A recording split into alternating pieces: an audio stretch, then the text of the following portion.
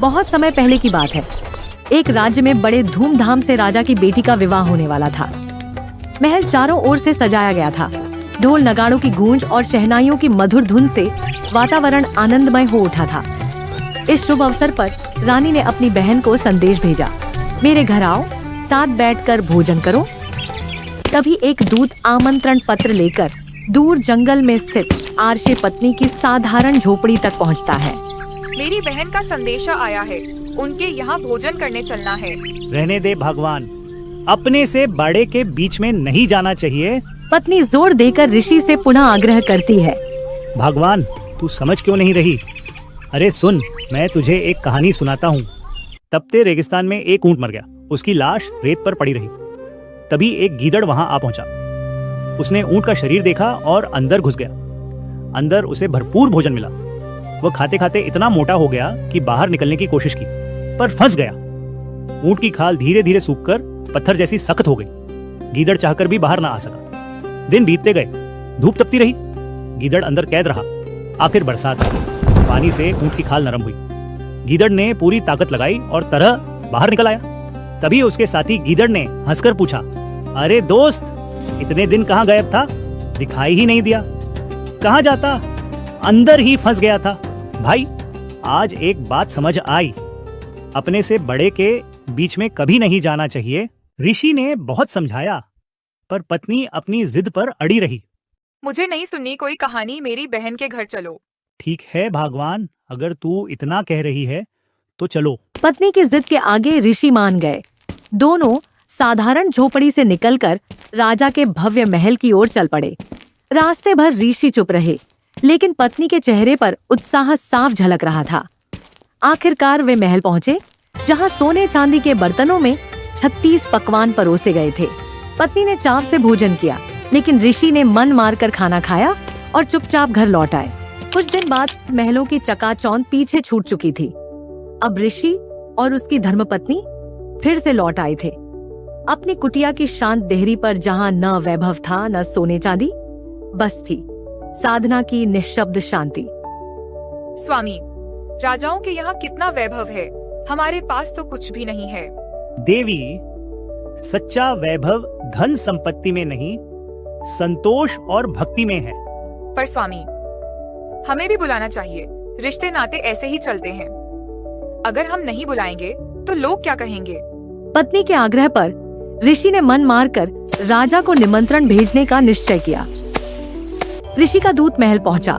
दरबारियों ने संदेश लिया और राजमहल के भीतर पहुंचाया। राजा ने मुस्कुराकर कहा, वाह, ऋषि ने हमें बुलाने का साहस किया है। अच्छा, अब देखना है वो अपनी छोटी सी झोपड़ी में हमारे लिए किस प्रकार का आतिथ्य करता है। राजा ने घमंड से कहा, अब उस ऋषि को नीचा दिखाऊंगा। हजारों सैनिकों संग चलूंगा। देखता हूँ वह कहाँ से हमें भोजन कराता है। शंखनाद गूंजे, घोड़ों की टापें धरती हिलाने लगी। राजा अपनी विशाल सेना के साथ जंगल की पगडंडियों से होता हुआ ऋषि की साधारण सी झोपड़ी की ओर बढ़ा। उधर ऋषि शांत भाव से ध्यान में बैठे थे। उनकी सुरति स्वर्गलोक में लगी, जहाँ से प्रकट हुई दिव्य कामधेनु गाय और उतरा स्वर्णिम महाशिविर। ऋषि ने आकाश से संतों और ऋषि मुनियों को आमंत्रित किया, ताकि अभिमानी राजा और उसकी सेना सच्चे वैभव का दिव्य दर्शन कर सके। राजा गुस्से से तमतमाता हुआ ऋषि की साधारण सी झोपड़ी तक पहुंचा। उसके पीछे हजारों सैनिकों की सेना थी, पर ऋषि के आदेश पर वे कुछ दूरी पर ही ठहर गए। झोपड़ी के सामने राजा और ऋषि आमने सामने खड़े थे, जहां घमंड और धैर्य की पहली टक्कर होने वाली थी। ऋषि, यही है तेरा दरबार? इतनी छोटी सी झोपड़ी में तू मेरे हजारों सैनिकों को कैसे खिलाएगा? राजन, घमंड मत कर। जिस परमात्मा की कृपा है, वह झोपड़ी को भी महल बना देता है। आओ, बैठो, सभी अतिथि का सत्कार होगा। ठीक है, देखूंगा तुम्हारा यह चमत्कार। राजन, तुम्हें और तुम्हारी सेना को ऐसा सत्कार मिलेगा जो तुम्हारे महल में भी नहीं मिला होगा। स्वागत है राजन। हे कामधेनु माता, राजा और उसकी विशाल सेना के लिए भोजन की व्यवस्था करो। क्षण भर में उस साधारण सी झोपड़ी के आंगन में स्वर्णिम थालियां सज गईं। सैकड़ों व्यंजन प्रकट हुए और पूरा मैदान भोज स्थल बन गया। सैनिक और जन सामान्य सब तृप्त होकर भोजन करने लगे। ये सब मेरे सैनिकों के सामने तमाशा कैसा है? आपके आंगन में ये व्यंजन कहां से आया? बिना राजकोष इतना भव्य भंडारा कैसे संभव हुआ? राजन, यह कोई साधारण भोजन नहीं, ये मेरी तपस्या और पुण्य का फल है। ये थालियां न मेरे हाथों से बनी हैं, न किसी राज भंडार से आई हैं। ये सब कामधेनु गौ माता की कृपा है। वह दिव्य शक्ति से असीम भोजन प्रदान करती है। जिसके पास कामधेनु है उसे कभी भूख, कभी अभाव छू भी नहीं सकता। आह, तो यही है रहस्य, एक गाय और उससे अनगिनत भोजन। ऋषि, यह गौ माता तुम्हारे जैसे सन्यासी के लिए व्यर्थ है। राज्य की जनता भूखी है, युद्ध के लिए अनाज चाहिए।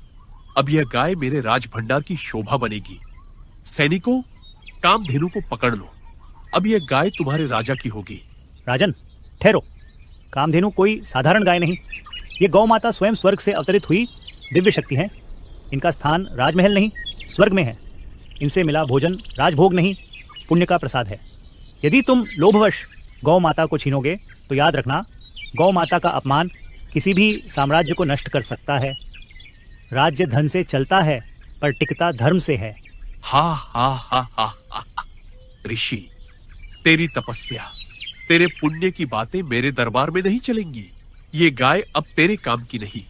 तपस्वी का पेट तो भिक्षा से भी भर जाता है, पर राजा को चाहिए राज्य का वैभव, सैनिकों, आदेश का पालन हो। राजन, तुम्हारा लोभ असीम है, पर मेरी आस्था उससे भी बड़ी है। गौ माता, मैं आपकी रक्षा नहीं कर पाऊंगा। आपसे प्रार्थना है, आप इस पृथ्वी को छोड़कर स्वर्ग लौट जाइए। जैसे ही ऋषि ने कामधेनु से कहा, अब आप स्वर्ग चली जाइए, गाय आकाश में उड़ने लगी। यह दृश्य देखकर राजा के मन में क्रोध उमड़ पड़ा। उसने अपने सैनिकों को आदेश दिया, तीर चलाओ। तेज तीर गाय के खुर में जाकर लगा, जिससे गाय का रक्त टपकने लगा। जहाँ जहाँ गाय के रक्त की बूंदें गिरी, वहाँ वहाँ धरती पर तंबाकू उग गई। लोग उस पौधे को सुखाकर हुक्का और बीड़ी में प्रयोग करने लगे। उन्हें यह ज्ञान नहीं था कि तंबाकू का स्वाद तो भले ही लुभाए, पर यह धीरे धीरे शरीर को खोखला करता है, रोग और मृत्यु की ओर ले जाता है। आज भी संत रामपाल जी महाराज अपने सत्संग में यही समझाते हैं कि 100 नारी जारी करे सुरापान 100 बार, एक चिलम हुक्का भरे डूबे काली धार। तंबाकू और नशा आत्मा और शरीर दोनों का शत्रु है। ये जीव को भटकाकर पाप के मार्ग पर ले जाता है। जो व्यक्ति तंबाकू का त्याग कर सच्चा भक्ति मार्ग अपनाता है, वही वास्तविक सुख और मोक्ष प्राप्त कर सकता है। और इस कथा का निष्कर्ष यही है, खून नाम खून का तमा नाम गाय, 100 बार सौगंध इसे न पिए खाए।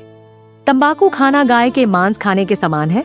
क्योंकि तंबाकू की उत्पत्ति गाय के खून से हुई है, इसलिए संत रामपाल जी महाराज की शिक्षा के अनुसार तंबाकू व नशे से दूर रहना ही जीवन को सफल बनाने का मार्ग है।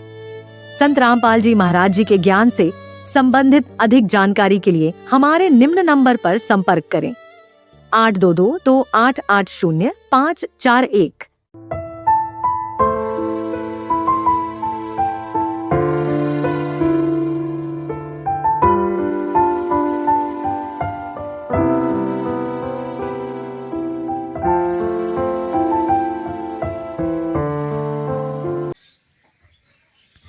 सभी भक्तों को सत साहिब, जल्दी से चैनल को सब्सक्राइब कर दीजिए। सतलोक स्पिरिचुअल फैक्ट्स। धन्यवाद। सत साहिब जी, सत साहिब।